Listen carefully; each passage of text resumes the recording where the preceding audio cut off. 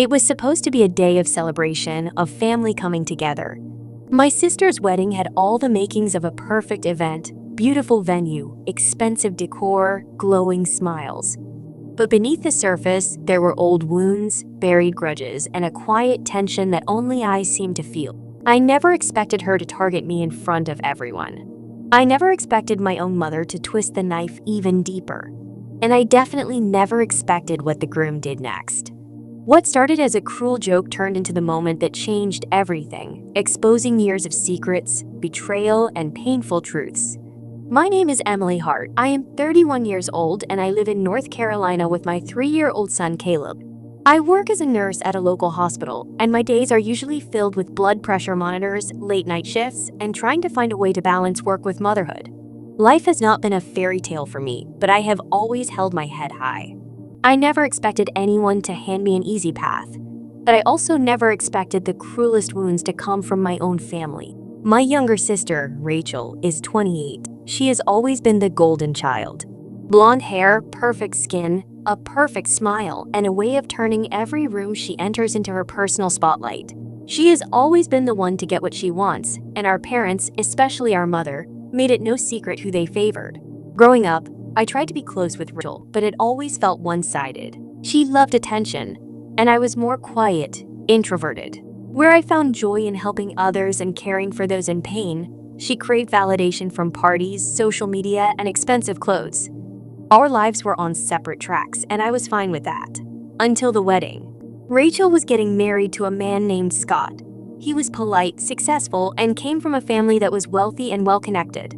They met through work, and within a year, they were engaged. The wedding was set to take place in a luxurious vineyard just outside Asheville. I did not want to go, but I knew I had to, for appearances, for family, and because Caleb was supposed to be the ring bearer. He was too young to understand the tension, the whispers, or why his mother's heart pounded each time she walked into a room full of people who pretended to love her. The weeks leading up to the wedding were full of passive-aggressive comments. My mother made constant remarks about how I should try to look presentable and how Rachel's big day was not the time to make anyone feel sorry for me. I bit my tongue more times than I can count. Then the day arrived. The ceremony was beautiful, I will admit that. Rachel looked stunning in her designer dress, and the sun setting behind the vineyard gave everything a soft, golden glow. Caleb walked down the aisle in his tiny tuxedo, holding the pillow with the rings, and everyone cooed at how adorable he looked. For a brief moment, I felt like things might be okay. Maybe the past could stay buried for a few hours. But I was wrong. The reception began, and after dinner, the speeches started. First came the best man, then Scott's parents, and then Rachel stood up with a microphone in her hand and a smirk on her face. Her voice rang across the room, light and bubbly. "I just want to thank everyone for being here to witness the best day of my life," she said. "And of course, I have to thank my big sister Emily for showing me everything I should avoid in life." The guests laughed. I froze. I felt every set of eyes turn to me. Caleb was sitting in my lap, playing with a plastic dinosaur, completely unaware. Rachel continued, "She is a single mother, unwanted by anyone. But hey, at least she brought a +1 this time, right?" Another wave of laughter, louder this time. I felt my throat tighten, my face flushed with heat. I glanced around, hoping someone, anyone, would look uncomfortable. But they were all laughing. Everyone except one person. Then my mother's voice chimed in from a nearby table.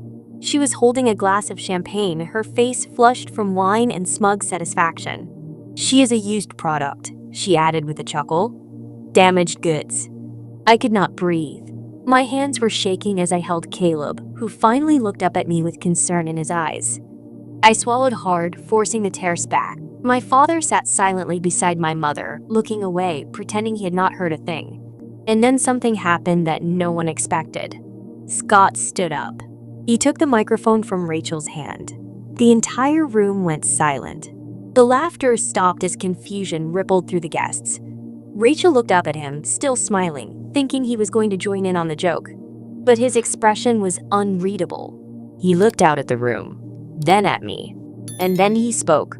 Scott held the microphone for a moment longer than necessary, letting the silence stretch. The air was thick with confusion.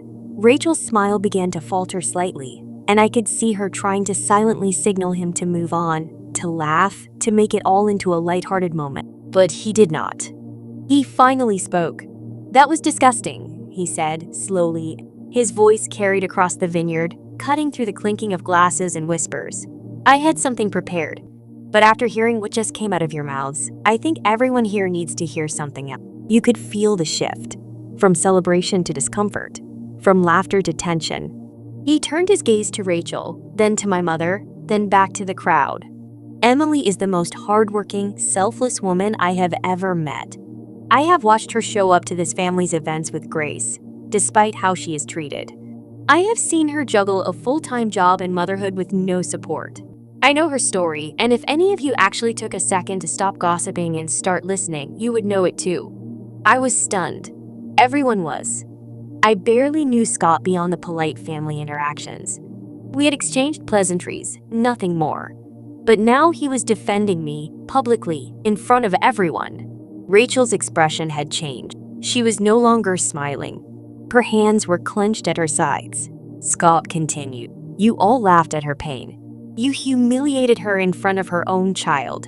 And you," he turned to Rachel, "you thought that making your sister your punchline would make this day more perfect. But what it actually did was reveal everything I have been trying to ignore."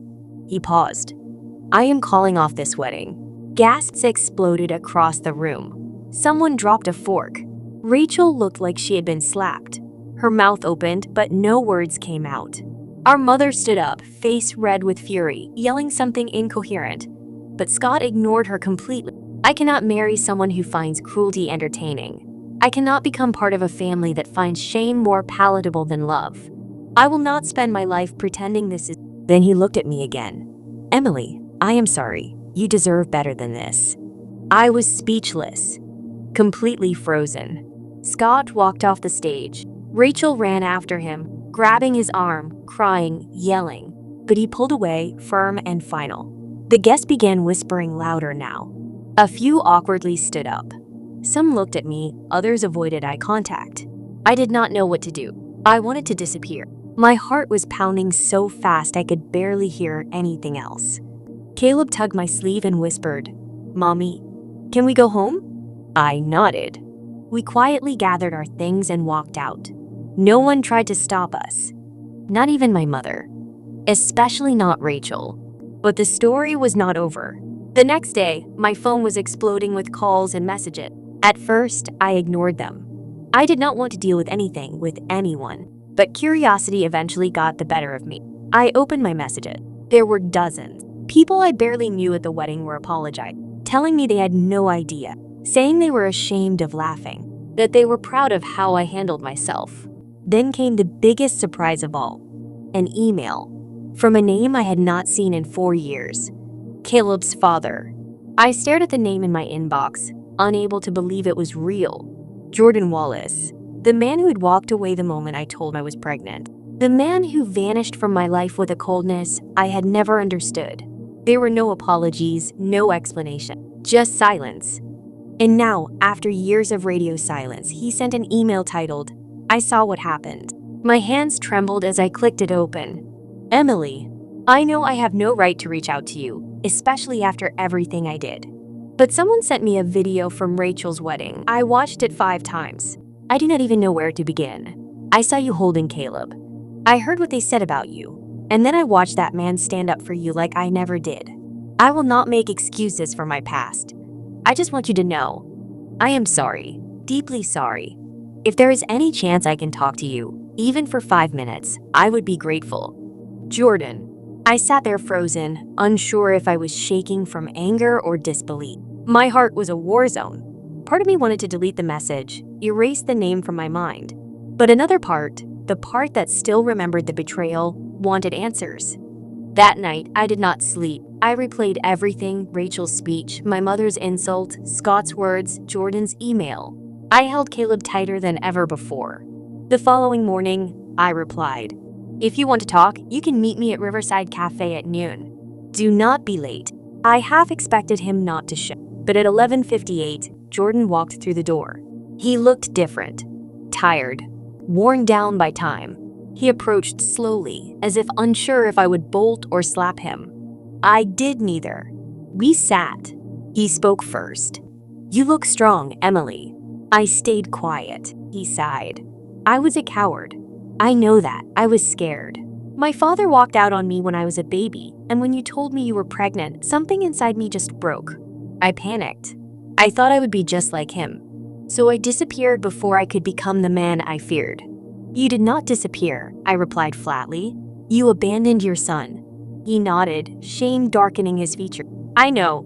But seeing the way you held him, the way you protected him, it made me realize I have spent years hiding from something I could have been proud of."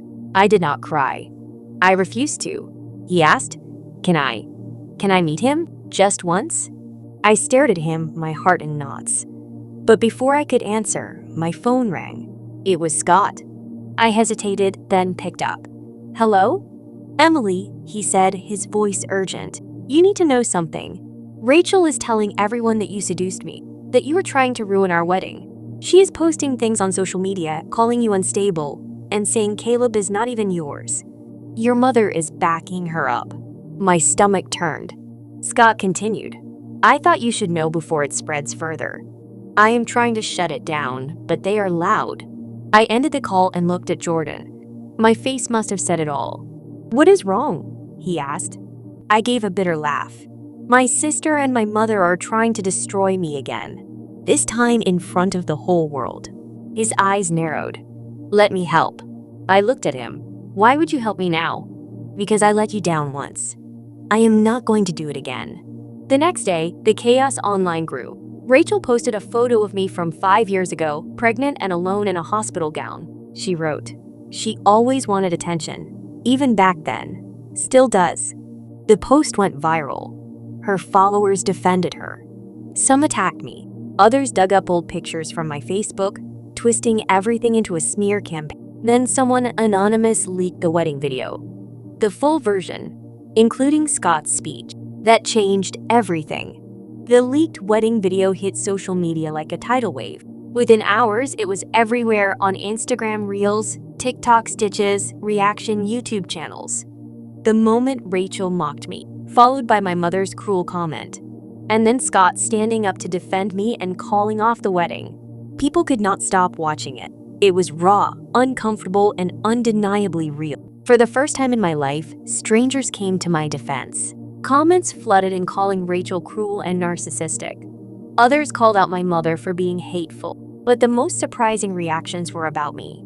About how I kept my composure, how I stayed calm with my son in my arms, how I did not fight back or break down. People were calling me a symbol of strength, a survivor. Rachel tried to spin it. She posted a video crying, claiming the moment was taken out of context, that it was all a sister joke. But no one bought it.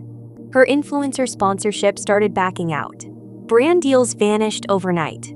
She tried to delete her social media, but by then, the internet had already made up its mind. My mother, on the other hand, refused to back down. She gave interviews to anyone who would listen, local tabloids, a talk show, even a podcast, insisting that I was always difficult, always manipulative, that Scott had been brainwashed, that Caleb was probably not even part of the family. The attacks got uglier, but so did the backlash. A well-known family therapist did a breakdown of the video, explaining emotional abuse in families and how humiliation is a tactic often used to isolate the scapegoated child. People were sharing their own stories, tagging me, sending love and support. Then something happened that no one expected. A journalist from a national morning show reached out. She wanted to feature my story in a segment about resilience, family trauma, and single motherhood. She said people needed to hear from me, not the viral clips, not the gossip, but the real woman at the center of it all. I agreed. The interview aired on a Thursday morning. I sat with the host in a calm studio, Caleb playing with a toy train nearby. I spoke carefully, but honestly. I told him everything about Rachel's lifelong rivalry, about my mother's favoritism, about raising Caleb alone, and how I had been humiliated at the wedding. The final question was simple. What do you want now? I looked into the camera and said, peace. For my son to grow up in a world where people lift others instead of tearing them down. And maybe, one day, a family of my own that actually knows what love means. That night, my inbox exploded again. But this time, it was different. I received a message from a woman named Carrie, claiming to be Rachel's old college roommate. She said she had been watching everything unfold online and she had something I needed to see. Something about Rachel. Something from years ago. I hesitated, but curiosity won again. She sent over a video file, a hidden recording from their college dorm. In it, Rachel was laughing with another girl, casually bragging about how she used fake stories to ruin another girl's chances with a guy. She admitted to making up lies, spreading rumors, and enjoying how it made people suffer. Then she said something that made my blood go cold. "I have been doing it since high school," Rachel giggled. "Especially to my sister, Emily? She has no idea half the stuff she blames herself for was actually me. Like that guy she liked? I told him she had an STD just so he would ghost her. And it worked." The video ended. My hands were shaking again. But this time, not from shame, from rage. I had spent my entire life wondering what was wrong with me. Why people distanced themselves. Why I lost friendships and relationships without ever getting closure. And now I knew. Rachel had been poisoning every corner of my life for years. I knew what I had to do next. I posted the video. No commentary, no caption. Just the video of Rachel laughing as she admitted to sabotaging my life, step by step, lie by lie. It spread even faster than the wedding clip. The internet turned on Rachel with a fury I could never have imagined. It was no longer just about the wedding speech. This video pulled back a curtain people rarely get to see: what emotional abuse within a family really looks like. What jealousy, bitterness, and manipulation can do when left unchecked for years. People who once followed her for beauty tips and lifestyle advice were now calling her a fraud, a bully, a dangerous person. Sponsors who had quietly paused their partnerships issued full termination statements.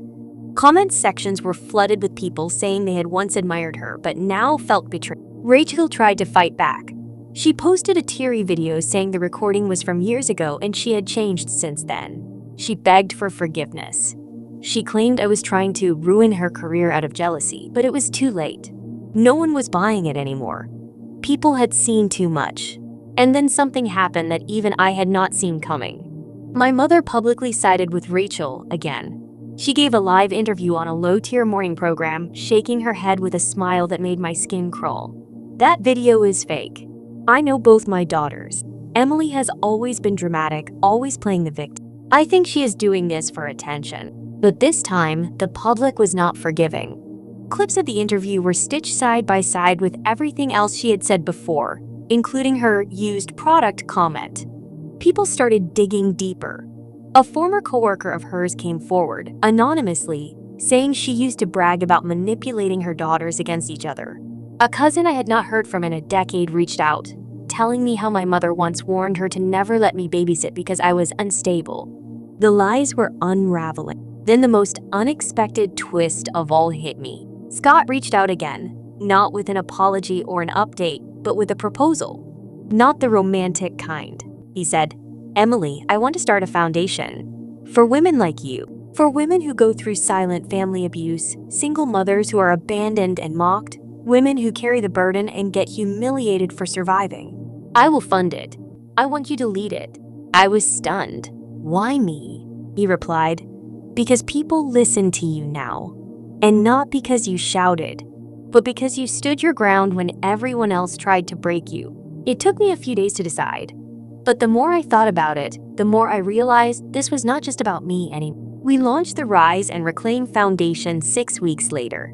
Within a month, we had already connected over 2,000 women with resources, legal help, counseling, career support, even housing assistance. What began as my biggest humiliation had become a movement, but one last storm was still brewing. Rachel sent me a letter, handwritten, delivered by courier. Inside it was a single sentence: "You may have taken everything, but I still have the truth." I stared at it for a long time. Then I flipped the letter over. Nothing else. No signature. No apology. Just that one cryptic line. I tried to forget it, but then a story broke online. A tabloid ran with it first. Single mother exposed. Emily Hart lied about father's identity? It was filled with rumors. that I had faked Jordan's name on the birth certificate, that I had lied to Caleb, that I had manipulated the wedding video to go viral for clout. Jordan saw it too. He called me, furious. "We need to talk," he said. "Now." When we met, he handed me a manila envelope. This showed up at my door. Inside were photographs, me, Jordan, Caleb, and one I had never seen before of me leaving a fertility clinic 4 years ago. My hands began to shake again. "That was the day I told you I was pregnant," I whispered. He nodded. "This picture was taken before I even knew. And there's a note attached saying you planned it, that you tricked me, that Caleb is not my son." I felt the blood drain from my face. "Who sent this?" Jordan said nothing, but we both knew who. Rachel. And just like that, the past was no longer just haunting me. It was weaponized against me. I stared at the photos, unable to process how far Rachel was willing to go. She had already lost everything, her reputation, her career, even Scott. Yet instead of reflecting or apologizing, she had chosen destruction. If she could not control the narrative, she would burn it to the ground. Jordan looked at me, doubt creeping into his eyes. "Emily, tell me the truth. Did you trap me?" The question hit like a punch to the chest. I had survived public shame, family betrayal, and viral humiliation, but this hurt more than anything else. That after everything, the one person who had stepped up was now questioning the foundation we had barely begun to rebuild. "No," I said, my voice barely above a whisper. "I never trapped you. I did go to that clinic, yes. I was checking if I could freeze my... I had just gotten out of a toxic relationship and I was scared I might never get the chance to be a mother. But I never went through with anything. I never even told them your name. Caleb was conceived the natural way, with you. He studied me for what felt like an eternity. Then slowly, he nodded. I believe you, but it was not over. The smear campaign continued to grow.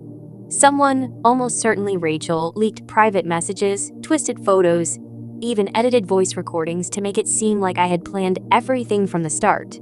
A narrative was forming online, one that painted me as an opportunist who had used her son and a viral video to become famous. It was character assassination at its finest. For the first time since the wedding, I broke down. I locked myself in my room for hours, crying harder than I had in years. Caleb knocked on the door and slid a drawing under it. It was a stick figure version of me holding his hand, and he had written in crooked letters, "Mommy, you are my superhero." That brought me back. I realized Rachel's worst fear had come true, not because I ruined her, but because I had become something she could never be. Resilient, loved, honest. I called Jordan the next morning and said, "Let us get a paternity test. Not because I owe anyone anything, but because Caleb deserves the truth to be proven." He agreed. We took the test. The results would take 10 days. In those 10 days, the rumors grew louder, but so did the support. The foundation gained traction nationally. Celebrities began to donate. Survivors of family betrayal came forward with their own stories. I was invited to speak at a conference for women's mental health. But something else happened in those 10 days, something I never anticipated. Rachel disappeared. She deleted all social media. Her apartment was vacated. No one had seen her. Even my mother, who had not spoken to me since the last interview, left a voicemail that simply said, "If you know where Rachel is, tell her to call me. I am worried." I did not respond. On the 10th day, the paternity results arrived. Jordan was Caleb's father. We held each other in silence, not with relief, but with something deeper, finality. The truth had finally settled, and with it came a strange sense of peace. That night, I received a plain white envelope under my door. No stamp, no name. Inside was a photo, an old one, Rachel and I as kids. We were in matching dresses, holding hands, smiling like we were the best of friends. On the back, in shaky handwriting, it said, "There was a time when I loved you. I do not know how I became this. I am sorry. You win." Art. It was not enough. Not after everything. But it was something. Weeks passed. Life began to stabilize. The world slowly forgot the drama, as it always does. But I did not forget. Not the pain. Not the strength it took to stand up. Not the silence that shaped me, nor the voice I found through it. I still do not know where Rachel is. Some say she moved to Europe. Others think she checked into a facility. Part of me still wonders if she is watching me rise, hoping I will crash. But I will not. Because now I am more than a viral moment, more than a single mother, more than a sister, a daughter, or an outcast. I am Emily Hart, and I survived them all. If this story moved you, made you feel seen, or reminded you of your own strength, do not forget to hit that subscribe button for more powerful, emotional stories just like this. Your support helps these voices be heard.